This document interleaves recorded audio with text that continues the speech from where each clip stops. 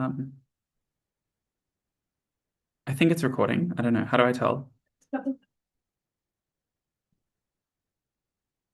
Yep, you're good. All right. Okay. Cool. So this workshop is primarily going to focus on burdens. There'll be a little bit of slipping into quite basic things like speech structure and how to identify burdens, but a lot of it will also hopefully be a bit more advanced and teach you how to weaponize burdens in speeches successfully. Because this is recorded and I got quite a lot of help, I just want to say thank you to the people listed, Matt, Dylan, and Hadar, in case they do watch it, because I used a lot of the resources and a lot of that comes through as well. And I didn't want to get shouted at for plagiarizing. How do you go to the next slide? Okay. The goal of the workshop. So the goal of the workshop isn't necessarily to teach you everything about burdens. There are enough workshops that focus on the basics of it. If you want the basics and you think that you're not very good at it, I would suggest watching Hadar's workshop. It's really, really good, and it's about an hour long, and it teaches you literally everything you need to know about basic burden generation. Instead, the aim is to give you a toolbox of burdens and how to use them, what type of burdens come up in arguments more often, and then just to teach you how to identify and construct an argument and how to use those ideas to deconstruct other arguments. So the aim is to try and help as a first speaker and as a second speaker, and how to use burdens in that general idea. But before that, I thought we could do an exercise to identify the burdens of this argument. In order to ensure that I actually do hit an hour, I think what we'll do is we'll just go through this one quite quickly, and then the other exercises we'll do a bit more divide into teams and things like that. The caveats of this exercise is that the arguments might not be what you would run in this motion. The point is not the best argument, but rather to come up with the burdens for the argument I've given you and how to make that winning. And then secondly, they're written in their simplest form. So it's up to you to try and prove the argument in its best or most debate winning capacity as well. So if it's not something you'd run, maybe keep that to yourself. Okay, the info site for this, so this was from LSE Open last year. The House of, I don't know if they're still debating it or if it's passed or whatever, so just pretend it hasn't. The House of Commons is currently debating a proposed law to legalize assisted dying in England and Wales. If passed, assisted dying would be available to any patient over the age of 18 who is terminally ill. Assisted dying is currently illegal everywhere in the UK with the punishment of up to 4 years in prison. The motion is this House supports the legalization of assisted dying in England and Wales. Your position is open in government, and the argument that you're going to run is that the state failed people and therefore they have the right to opt out. And by the state, I mean the NHS, in case that was unclear. So just take like 2 minutes.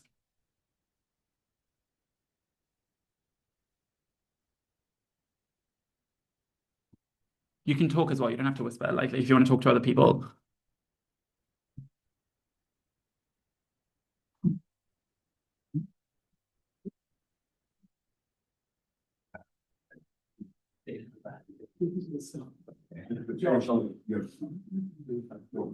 Yeah.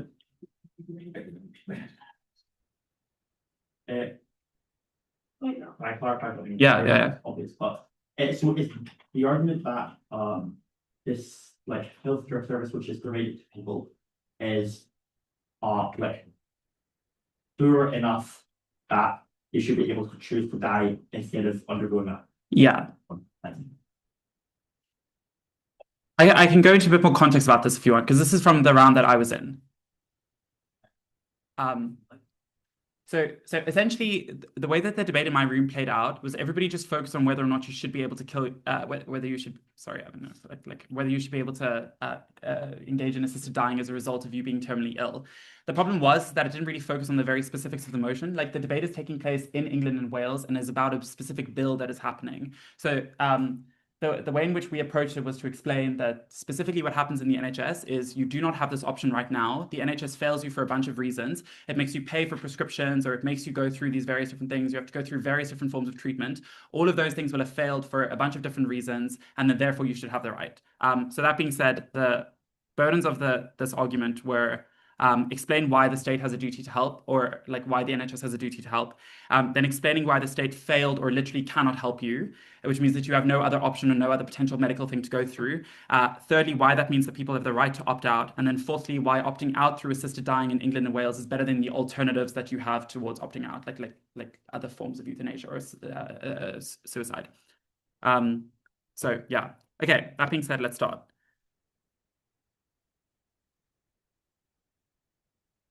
Okay, so a burden is a responsibility that a team must fulfill to make an argument persuasive and logically sound in a debate.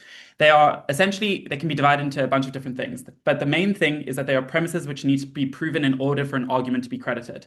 So if you imagine a black market argument, the thing that needs to be proven is that a ban is unenforceable, which has led to a black market rising. There are different types of burdens. The first is a requirement for an argument to stand. The second is preemptive in nature to try and prevent rebuttal that's coming towards you. And then the third is like sort of additive to ensure that any other potential responses or any extensions can't happen. So they're sub-burdens or they're things that are needed to make impacts work, things like that. They tend to be quite strategically important because it helps you prioritize key arguments and exploit opponents' unmet obligations. Some burdens are more important than others, and thus they require more time than others. So, for example, I think what a lot of debaters slip into is trying to prove the easiest burden, and this is just focusing on the easiest burden because it's easiest to prove. And so you can think of like 7 different mechanisms for it, and you want to say all of them because they sound quite smart. But the easiest burden is oftentimes not going to be contested, so you should focus on the higher burden one. And so recognizing which burdens are more likely to be contested or which ones are more high burden is quite important because it means that you have more efficient speeches. They also factor into judging. Depending on the circuit or people's judging philosophy, some people hold burdens to a much higher degree of importance than not. So, for example, when I judge, I think that burdens are super important. So I evaluate arguments on what we can credit and can't credit.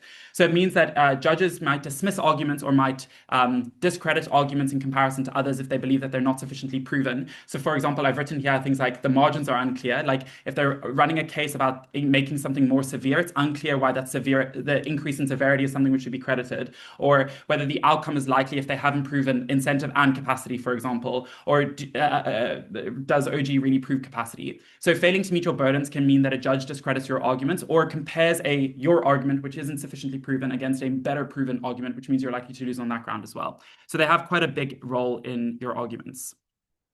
How to identify and apply your burdens. Here, I'll caveat that this is very much focused on how I learned to do burdens. So this may not work for you, but I think it's gone relatively well.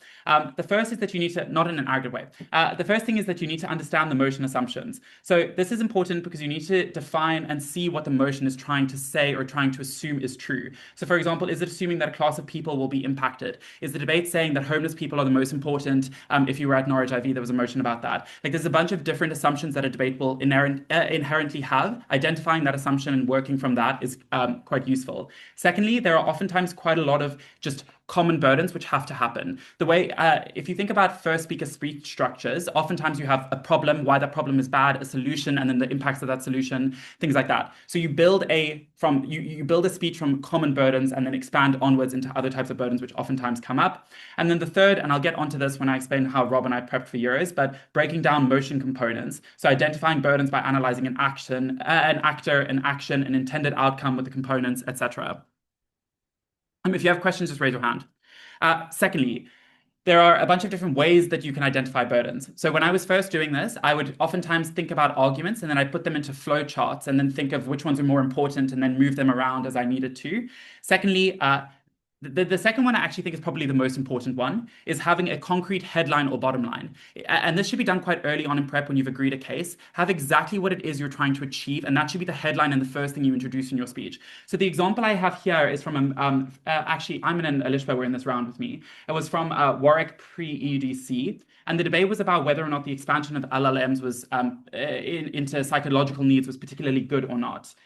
We ran from CG that the expansion of LLMs for psychological needs triggers an expansion of more readily accessible AI therapy tools that can positively help people who would otherwise not have access to therapy in the comparative. So it's quite a wordy argument, but if you listen to it, it's got literally every burden that you need to prove in the argument itself. So one, we need to prove why people don't currently have access to therapy tools. 2, why the AI therapy is likely to be good. 3, why people are likely to get access to that therapy in the first place. And then 4thly, why it's beneficial to them.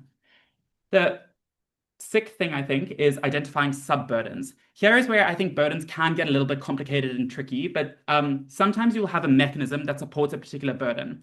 That mechanism will need to be explained more thoroughly because it's important to identify that mechanisms without fully proven burdens are very easily refutable. This will often come up when you have a mechanism relating to an actor who does something where it isn't that politicians react badly. So you're trying to say that a group of people will react negatively, then incentive and capacity are sub-burdens underneath the mechanism. Or when you're explaining an impact that needs additional proof. So if you're running an argument about backlash when it comes to social movements, the fact that certain organizations will pull out isn't enough. You have to then explain why they're likely to pull out their money and what they're likely to do with their money instead. It's not enough to just headline an argument. So there are sub-burdens underneath impacts as well. Okay, this is how Josh and Rob and I took on Copenhagen. Basically, when we started our partnership, we were both somewhat first speakers, so we had to come up with a prep style that was really useful at helping both of us identify the burdens and understanding the components of an argument. So what we did was we had a pre-flight checklist. So we would look at key terms of the motion, and oftentimes this helps identify key burdens within a motion. So I don't know if any of you have watched the Euros final, but there was a key burden which was about enhancing the meaning of life. There's a lot of disputes about whether or not this was an important thing or not, or whether capitalism and whether the comparative to capitalism needed to be proven. But a key burden of the motion here was meaning of life, and one of the guys gets flamed all the time for dropping that in his speech. Secondly, likely stakeholders. Is the motion saying that there's a specific group who's likely to be impacted by it? Is it focusing on politicians, the electorate, low-income communities, homeless people, those in relationships, etc.? This will help you identify burdens relating to them, figuring out what specific issues plague them, etc. Thirdly, is this motion attempting to solve a problem? If so, what is the problem and why is that problem important? The second thing then is to come up with positive cases that solve the problem or solve the things that you've identified in the first stage. So trying to think about what positive cases solve it. Is the issue something that is particularly important? If it is, why is it important? Why are alternative options likely to fail? Why is this problem that you're trying to solve and the way you're trying to do it the most important thing? And then we went into silent prep and mech generation, where we start writing our arguments, thinking of sub-burdens, and then speaking to each other if we needed mechs or help with that. I'll caveat, Rob and I didn't break a Euros, but we were both quite consistently in high speaker categories, so it did help us, I promise. Oh, Josh, to work on this. Did I not finish this? Oh, no, I did. Okay. So this is the first speech structure and where I think burdens are quite useful as a first speaker. The first thing I would do is start with a clear introduction, framing the debate and outlining the main points to be covered. This includes introducing your cases and then setting up the debate. Secondly, characterization, frame, and context. Explain the motion's relevant. Try and meet burdens of the motion that you've already done in your prep time. Explain things like significance, efficacy, etc. And this is probably the best place to do preemptive work, but also to ensure you set up the debate in a favorable way. I don't mean preemptive work as in trying to preempt arguments that are likely to come from the opposition side, but instead preemptive work as in trying to preempt rebuttal to your arguments to make sure that that rebuttal doesn't land very well. And then your argument headline, bottom line. Explain the premise, the thesis of the argument if you want to, but it's very important that you signpost each burden as you deliver it, but also ensure that you explain the implication of each burden. And this is where burden and effective burden like generation is quite useful for your speaks, because having a clearly well-proven signposted argument will oftentimes make the difference between you getting a 78 and a 79 or a 79 and an 81, because it takes you to the upper categories of those things. So it is quite effective. And the way that I tend to do it is headline, then I've got the different burdens on each page, then I explain the implication of each burden so that it's not just nebulously existing in the argument, the impacts of the argument, and then the comparative. This one I think is quite important, models and fiat. Basically, I think sometimes debaters can slip into thinking that fiat applies to most motions. I think fiat is permission to do something, and likelihood is a burden that you need to meet where fiat doesn't exist. So the way that I would think about this is, I think we all did Ed Cup. So if you think about the round 5 motion, the motion was this house opposes the practice of releasing artists' work posthumously. In my room, we ran from OG that the most common occurrence of this is where the artist didn't want their work to be released and had taken steps to prevent this. This was not allowed fiat-wise underneath the motion, and we recognized that. So we then had to explain why this was the likely place that the debate took place. Without that, we would have very easly hard fought, and this was brought up in the OA, and literally every team challenged it. But because we did the likely analysis, it was basically very difficult to just refute on its own. So the way in which you would explain that is you would say things like, they would have released the work before they died, which means that they probably didn't want that work released in the first place. Secondly, if you do want your work released, oftentimes you're engaged in steps to release that work. So if you have a publishing company or you work for a film studio, they have rights to that work, or they have to review different stages of that work, and you have to send them copies or updates of the fact that you're, like writing a book or producing a film, so that you can showcase that you're likely to meet a deadline, which means you're taking steps towards it. Or like continuation of work signals that you ultimately want it to be released at some point, which means that any work that specifically wasn't released was probably unlikely to have wanted to be released in the first place. And then that was the thing that we opposed. So that it's important to recognize when likelihood is an important burden and when you can't rely on fiat. So this is just going to be like 5 different slides of generic burdens, which oftentimes come up. The first type of motion where there are some burdens is problem motions. This is basically where a debate is trying to solve a problem. The first thing you need to do is when you've identified it as a problem motion is to try and figure out if the problem exists and why the problem is bad. Then you need to try and figure out what solution to the problem exists and how it effectively solves the problem, explaining things like capacity, incentive, and efficacy. Thirdly, and this is the one that I think most people tend to forget, is why alternative options fail. And I think this is quite important, especially when you're in the mid-rooms at competitions, because this is the type of thing that will mean that it's quite difficult for a team to beat you if you've sufficiently explained why the other things that opposition teams are likely to talk about are likely to not work in this case. And then thirdly, the impact, or fourthly, the impacts of the solutions. The second thing on narrative, also just to frame, this is not every burden that's required under this. This is just burdens that are oftentimes forgotten or things that I thought were important to flag. Secondly, narrative motions, why the narrative is pervasive, how the narrative influences behavior. And then thirdly, and most importantly, why this narrative is the tipping point or overpowers other narratives. I think I can count on like 5 hands the amount, on one hand, the amount of times I've lost to the Vannies because they respond to me with an argument which is just, this is not the only narrative that influences people's relationships and things like that. It's very easy to defeat an argument with our response, but if you've done the legwork to explain why this narrative is the tipping point to behavior, it's very easy to ensure that that argument doesn't land. Call out arguments. This I got from Matt, and he was basically saying that oftentimes when people do call out arguments, they do the first bit to explain that a group of people will very effectively call out a politician. A bunch of people will rally because they're angry at that, but they don't ever explain why that call out effectively means that a politician responds. Like, what is the impact of calling out? Is it that the politician resigns? Is it that the politician now changes their behavior? Is it that people kill the politician? Like, you need to do the A to B legwork here. Negative arguments. This is where you don't want to solve a problem or you're trying to say that emotion will cause a problem. I find that there are 3 different approaches to these arguments. The first is that identifying whether there is an issue in the first place. You would hope that if this is the way that you're doing it, there isn't an issue, and then you need to explain why there isn't an issue. Secondly, if there is an issue, will the motion make the issue a lot worse? And I don't know if you remember at the top of my start of this workshop, I was talking about margins. This is where margin burdens come in quite handy. So you have to explain why people have the incentive to make the problem worse, why they have the capacity to make that problem worse. And then here you need to explain why the significance of making something worse, it is more severe. And you think about this in terms of the way in which people oftentimes run like poverty arguments. A lot of the people are already existing in poverty. They're already under the breadline. What is making the amount of money what is reducing the amount of money actually doing? And here, I think simple illustrations can oftentimes do it.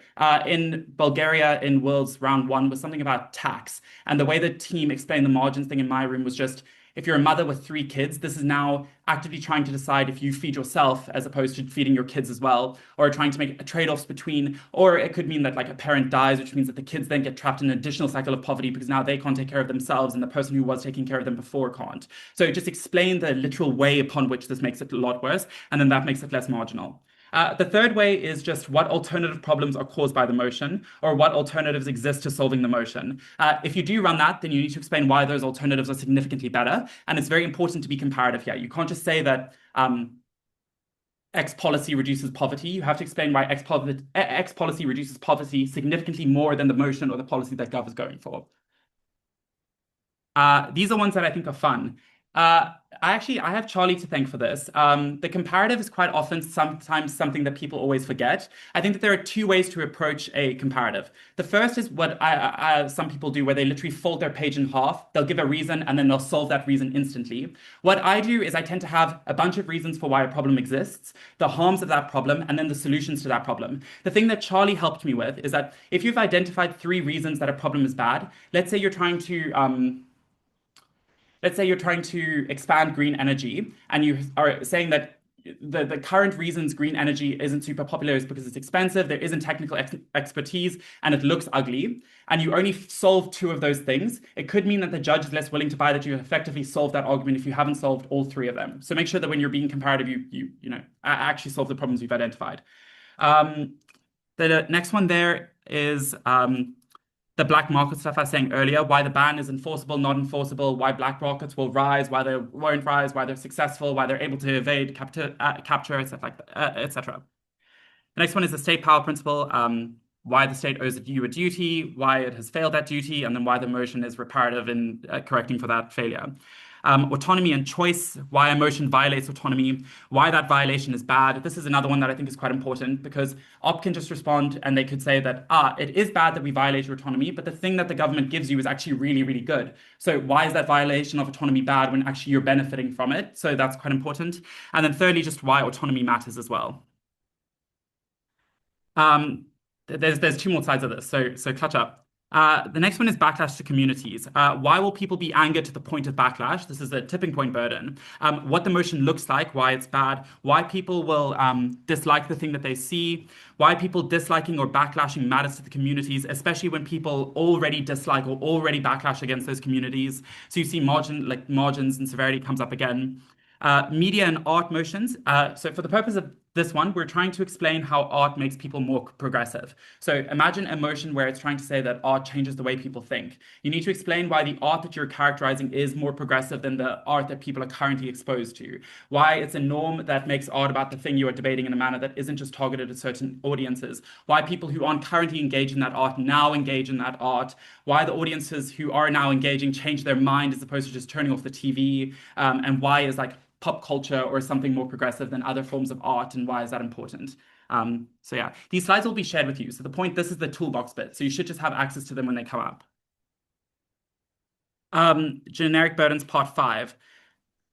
Negotiations. This is another big one that people always forget. Imagine you're debating about Putin. It is not enough to explain why he will come to the table to negotiate. You have to explain why those negotiations will have an agreement from both people at the table. And that's something that people quite often forget. This is probably sufficient to do the legwork, which says that Putin will come to the table in some rooms. But in higher class rooms, it's very easy to say it doesn't matter if he comes to the table, because if I'm trying to think who we would just never come to an agreement with over something. If neither of them ever agree, then the impact of negotiation is nil, because all you've done is bring him to the table and he hasn't eaten. The second one is supply and demand. I don't really understand this one, but in that little form I submitted, somebody put this, and it was basically why the rate of supply increases faster than the rate of demand, even when both increase. So this is specific when you're making an argument about prices increasing. So if anybody wants to explain that, please feel free. I thought it's probably quite important to have. Yeah. Presumably, rate of supply isn't faster than the rate of demand, and then you have supply outstripping demand. So there's increase. Yes. Well, this person submitted that, so.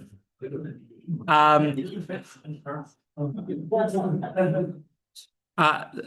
final one is incentive and. Oh, did you raise your hand?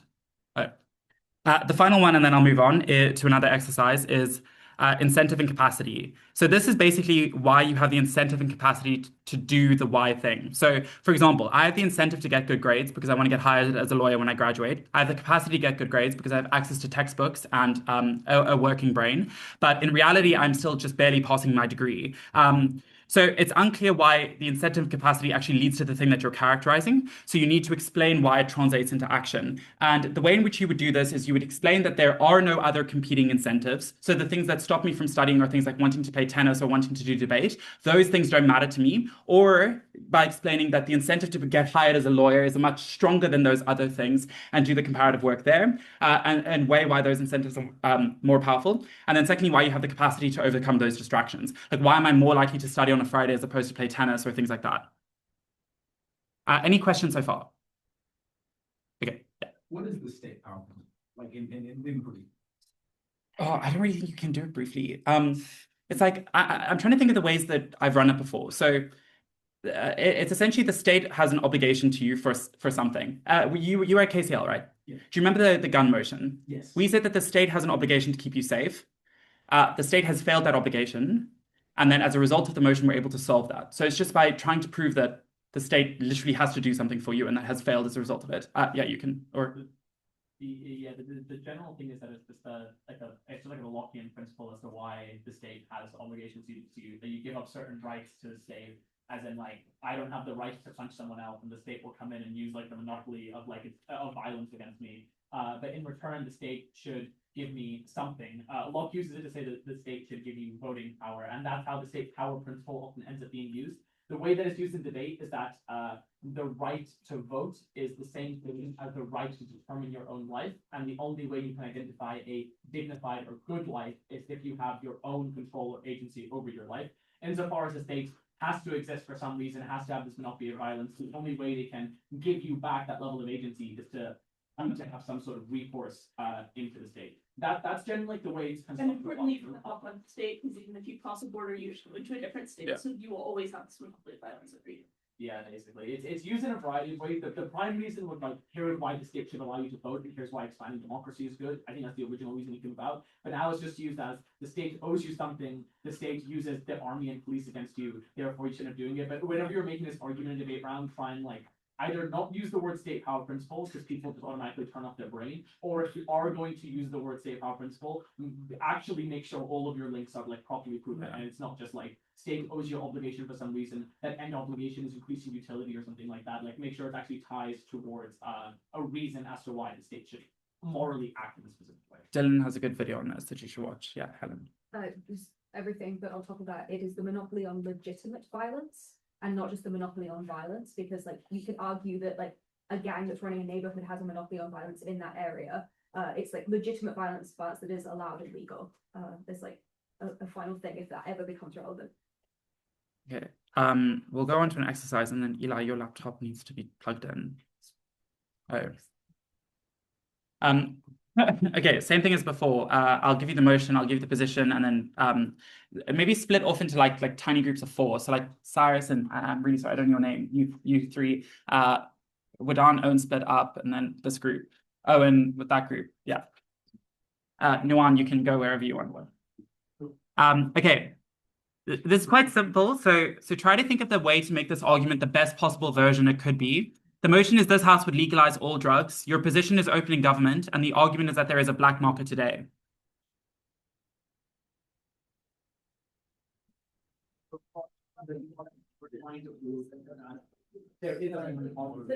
I assume that we're also trying to prove that.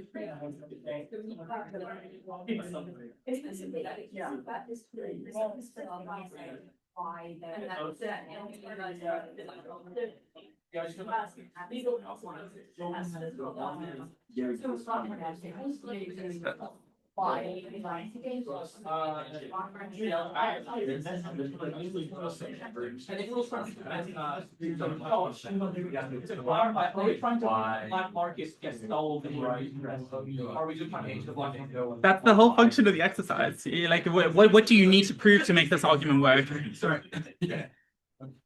I was saying like why didn't cast this is the difference.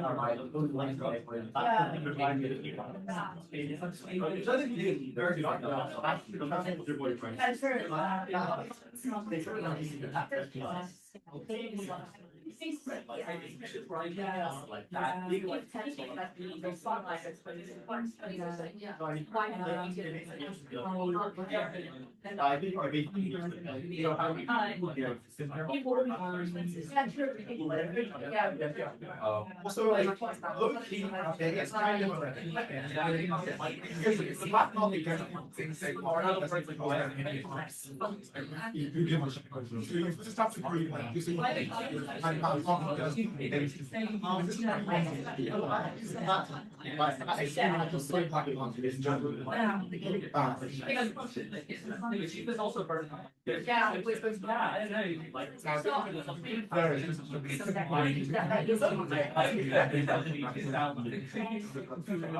none of that.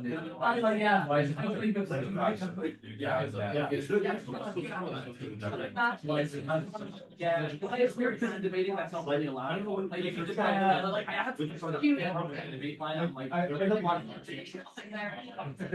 that before. I'm like it's so easy now. Like individually left. So it's more I will get that. I have to don't check. Why is it every day sell? Why is it very easy? And with that, that's like and there's an additional which I think is how much it's a preemptive law. It's just way to potential is that I think it's just to explain why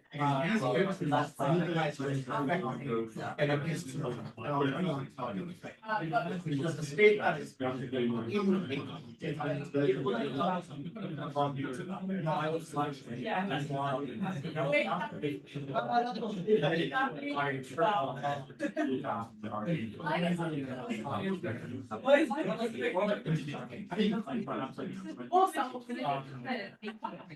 I mean, like, so,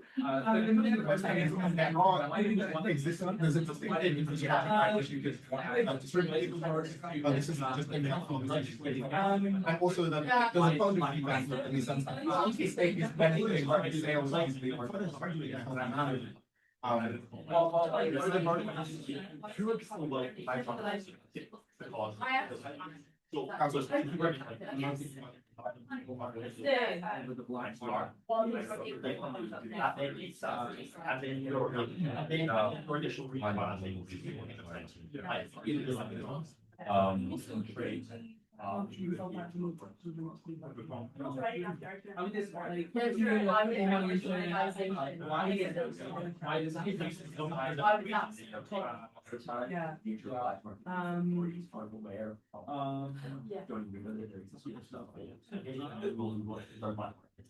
Okay, it sounds like the groups are like slowly dying down, or do you want more time?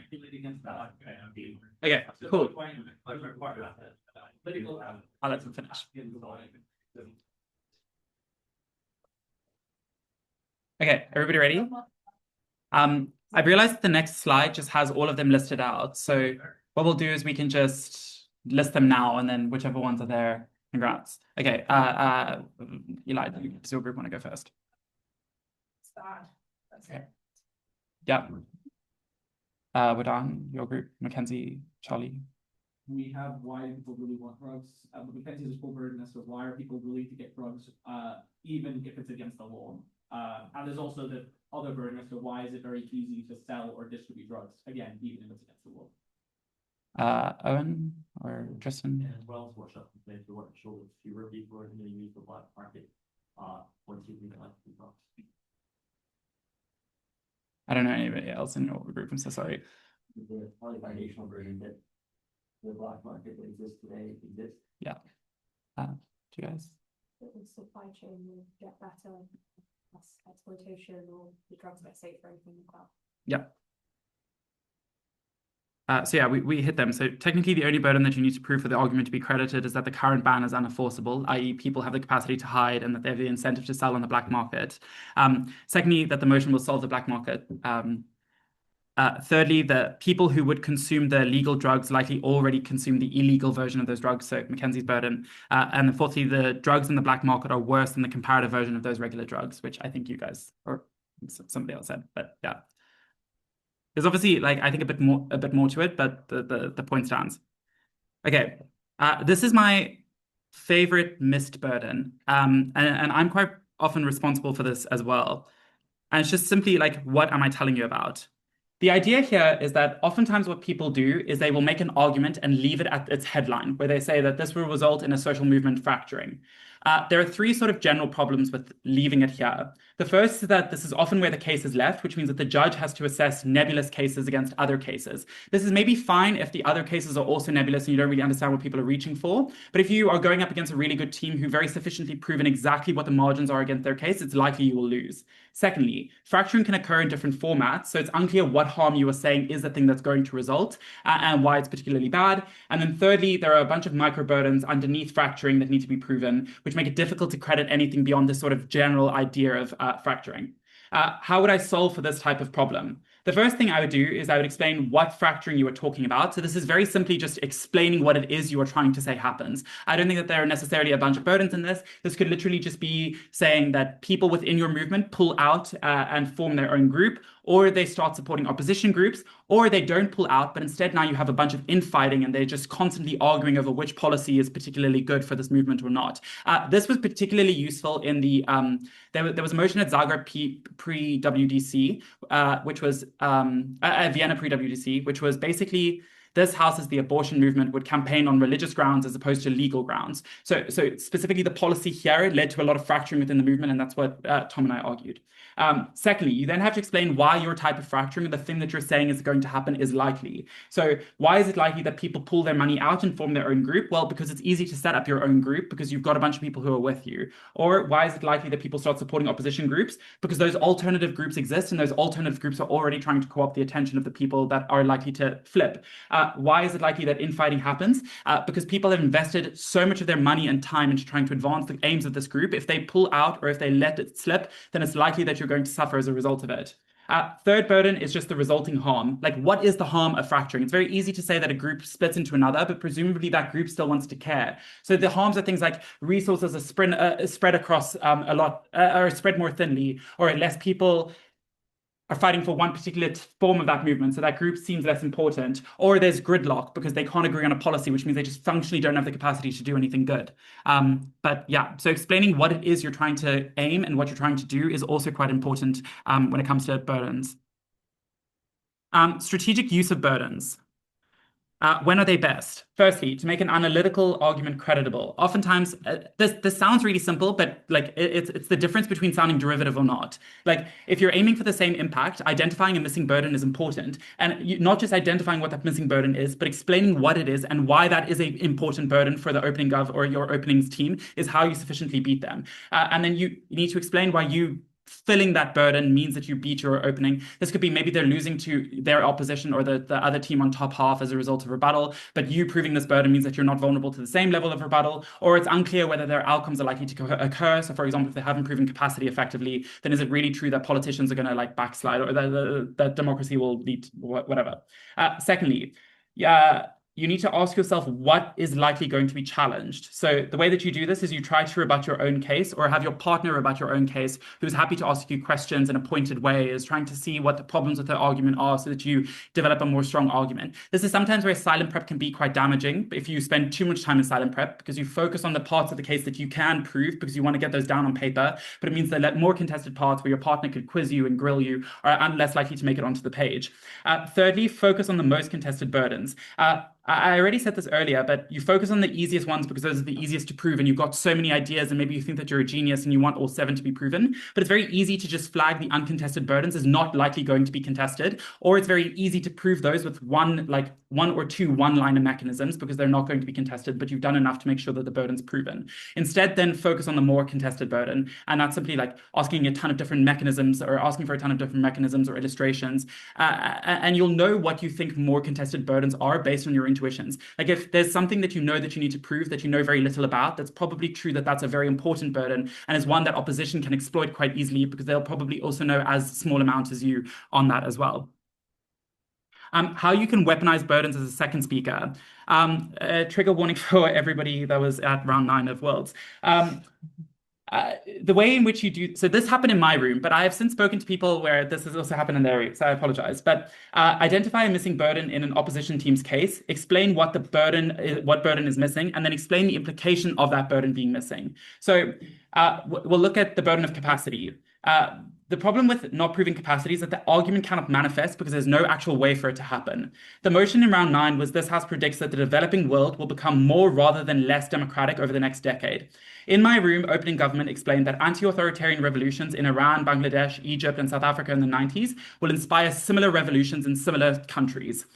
They did a lot of legwork on the incentive, i.e. people want similar freedoms. They see the benefits of democracy in the countries where these revolutions are successful. They're tired of living under oppression, etc., etc. The problem is that they hadn't explained capacity. They hadn't explained why people have access to information about these revolutions being successful. And if they do have access, why is that information not subject to not subject to propaganda or done in negative ways? And this wasn't us being insertionary. This was exploited by CO. Secondly, do they have the ability to successfully overthrow regimes? Authoritarian regimes have a lot of institutional support. They've got access to militaries, over policing. They control every aspect of the state. How are you effectively able to overthrow it and instill democracy? Thirdly, why would you not succumb to violence that the state subjects you to? No explanation about why the response isn't actually less democratic, i.e. authoritarian regimes, in order to maintain their power when there is the threat of democracy or the threat of revolution will actually crack down a lot more aggressively. They'll have more surveillance. They'll strip rights from women a lot more aggressively. progressively. And then those things were actually deemed more anti-democratic. So why the response is not actually worsening the level of democracy. So the implication of this is then that OpenGov never actually proved that people are able to shift into a democracy. They did prove that people want democracy, but not that it could actually translate, which means that they couldn't on net prove that democracy increased in the developing world, and that's why they thirded. Additionally, you can probably also flip this point by explaining that as a result of the previous thing where I say the responses and surveillance increases, that's actually a lot more anti-democratic. So you can also just explain that the world becomes a lot less democratic as a result of that. The final thing, and this is my favorite burden, is why is it important? This is a key weighing technique and a burden that can be exploited by any speaker, but I think it's probably best exploited by second speakers. Essentially, you should always try and explain why your argument is important, and the ways that you can do this are just generic weighing things like vulnerability of a group of people, scale, reversibility, likelihood and speed, certainty, exclusivity. Does anybody not know what any of those mean? No? Okay, cool. The important thing with why is this important is to make sure that the burden is comparative. So you can't just explain why your case is important. You need to explain why your case is important and why the other team's case isn't as important by making it comparative as well. If a team doesn't explain why their case is important, flag this and then try to repeat their case in a silly voice or a Balkan accent. Say things like, I'm unclear why this matters, or why does the AIV know this? If they haven't done the legwork to make it sound like really, really important, then it's probably very easy to cast doubt on whether that is quite important. Delete this part from the recording. I don't want him to hear me glazing. But Alex Selviev literally does this in every round, and somehow he gets 90s. Okay, next exercise. Same thing. So the motion is this House would introduce quotas for women in STEM universities. So this is for women in universities that focus on STEM, not women already in STEM universities. The position is OpenGov again, and the argument is that we will have good role models for women in STEM. Same groups.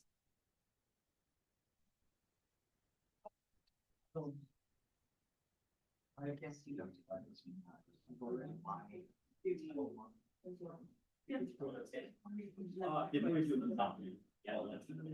just see this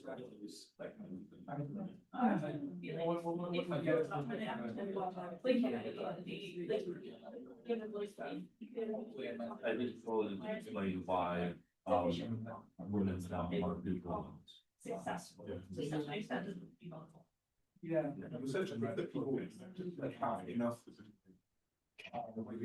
universities are specifically for this to for these people to come in. So it's that once the university, why do people want to talk such that?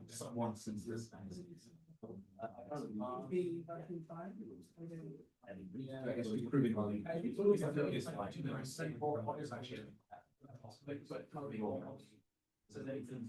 why is it more likely so they just see the role that was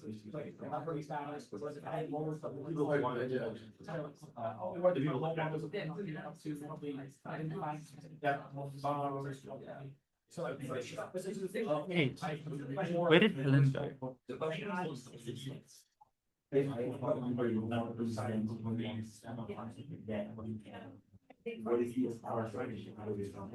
Maybe it's been on I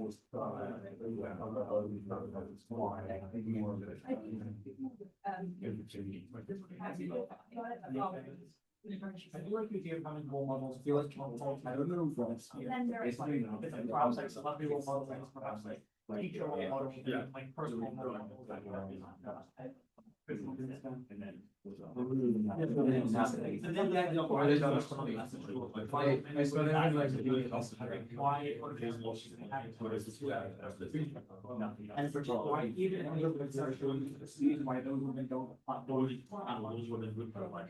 I guess you can also go but there's there'll be multiple. If you have quotas, does that mean that the women who get in there are going to be good for Oh, I see. like that's something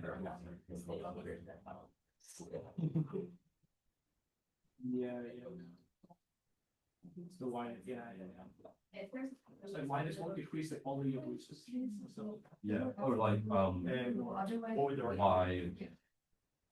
I guess, if you accept the like system, it's. I guess a lot of it gets taken out by. You're not being explained by, policies, basically. It's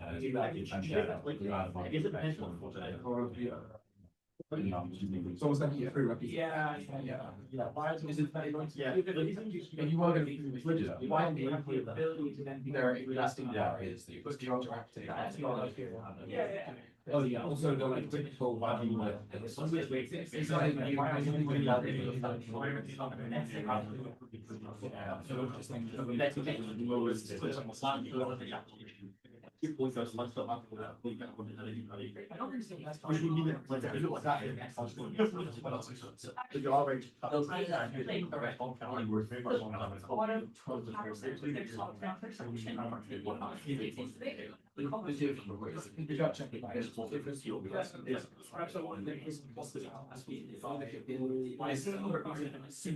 Well, again, this has a difference.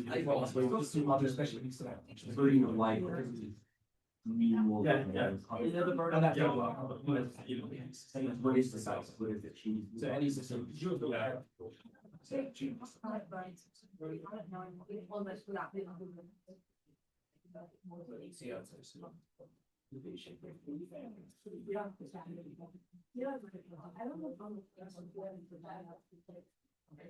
Okay.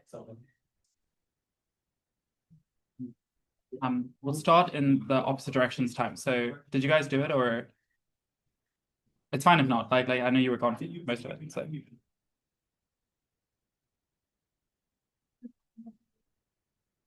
Explain what a role model is. yeah. Yeah. You guys? You want to label burdens? Yeah, label burdens. You're talking about why it's free for immunity. Okay, while there are currently no role models, why role models are important, why the charities can help create them, and why nothing else would do it better. Yeah. Anything else to add to that?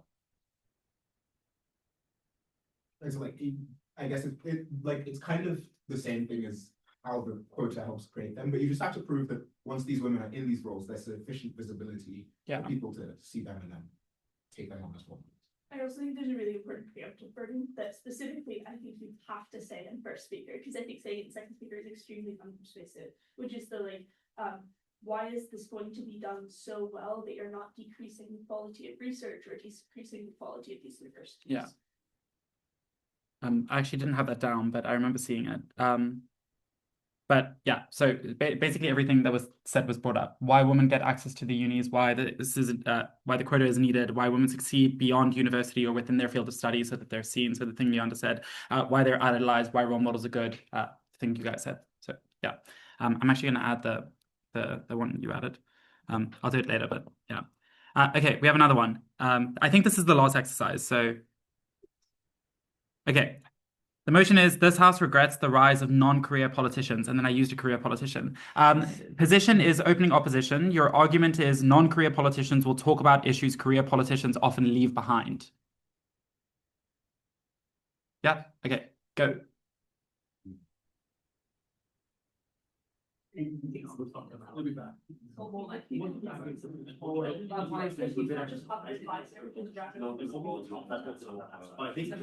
Especially back to life and acting brilliantly here. I if there exists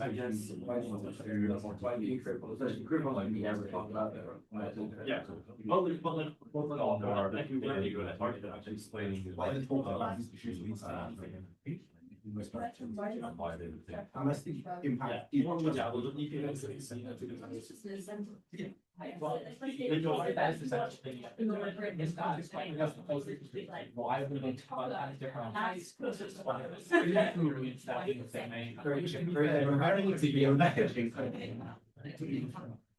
Yeah, or maybe.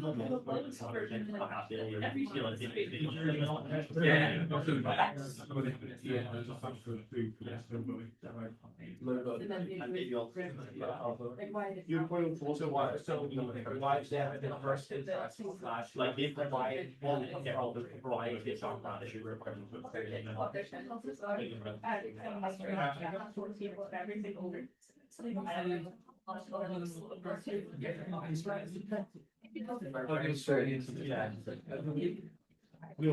I think the idea is like when you're but it's also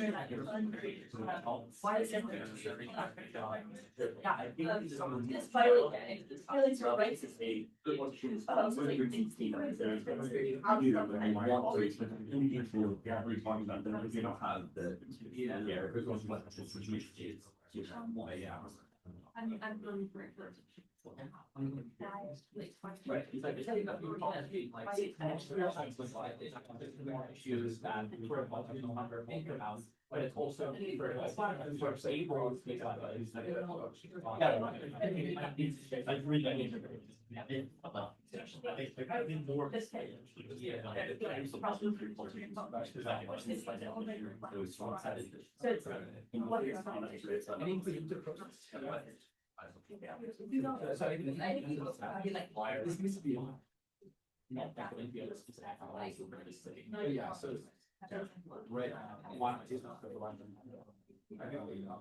Okay, cool. We'll start with Badon, Anna, Mackenzie, Charlie, Nuan. Do you guys want to just label as many as you want? Like,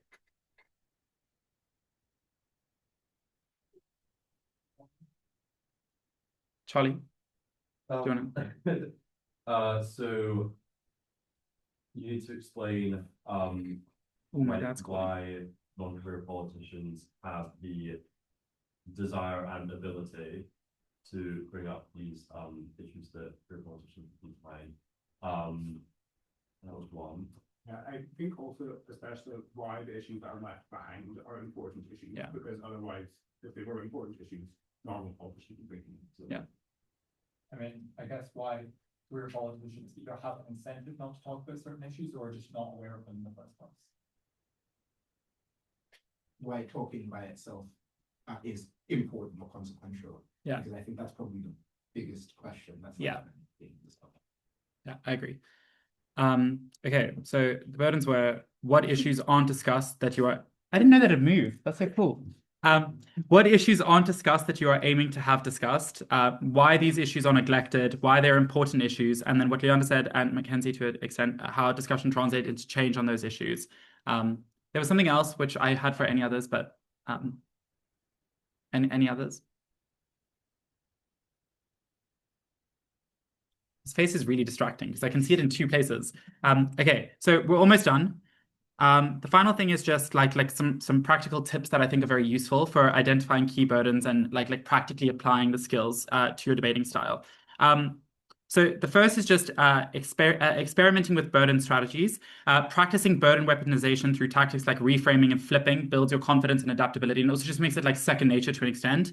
The second one is these are like a collection of speeches that people think really, really clearly demonstrate like exceptional speeches. The first is like, honestly, I think one of the best and most efficient speeches I've literally ever seen in my life is Aidan's round 6 speech. He gets through so much content and proves it like perfectly. The second is this is maybe a bit cringe, but when I started debate, the people that were in charge of debate of KCL would make us watch WSDC speakers because all of their speeches are written by really good debaters and they've got months to prepare them. So you literally see the best version of word economy and burden proofing and like high burden arguments run in the most like efficient way possible. And my favorite to watch was Rachel Lang's. And then the rest are just like all great rounds.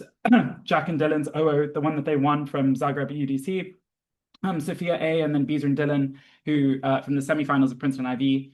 And then I don't know how to say her name, but Cyrus really liked this speech, which is the Prime Minister from the HWS in 2020. They won from Open Gov. The second thing is I think that there are some drills that you can do. So the way that I did this for a while was I would come up with an argument for one side of a motion, and then I would like stop. Once I had the argument, I wouldn't think about it anymore. Then I would try to beat that argument and write down as many different responses, as many different burden pushes as I could. And then I would try and build the argument knowing what I would say to those arguments as well. And then things like that mean that it becomes second nature. But it's quite important that you do this quite a lot, and you do it for like a bunch of different types of motions, because otherwise you'll just slip into the same bad habits as well. And then try to get people to vet the arguments. A bunch of people like don't ask one person with all of them, but if you ask a bunch of different people to vet, they'll give you their opinions on what they think were the most important burden or how you could have proven it in a more effective way or whatever.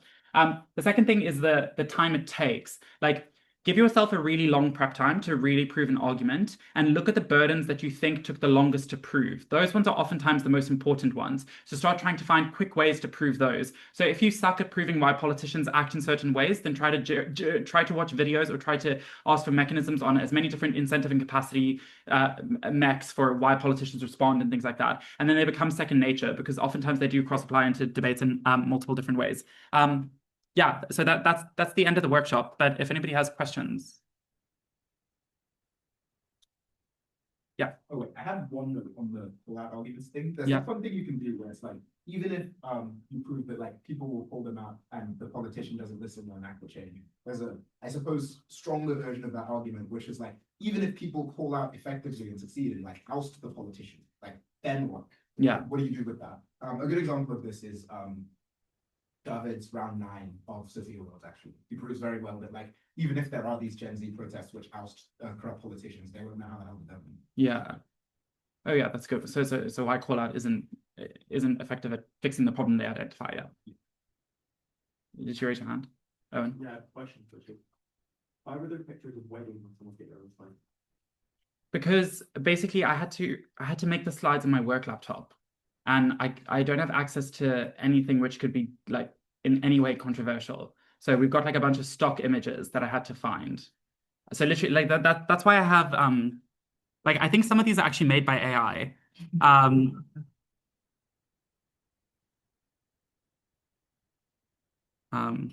Like we have like 50 million photos of cats and like doctors and yeah.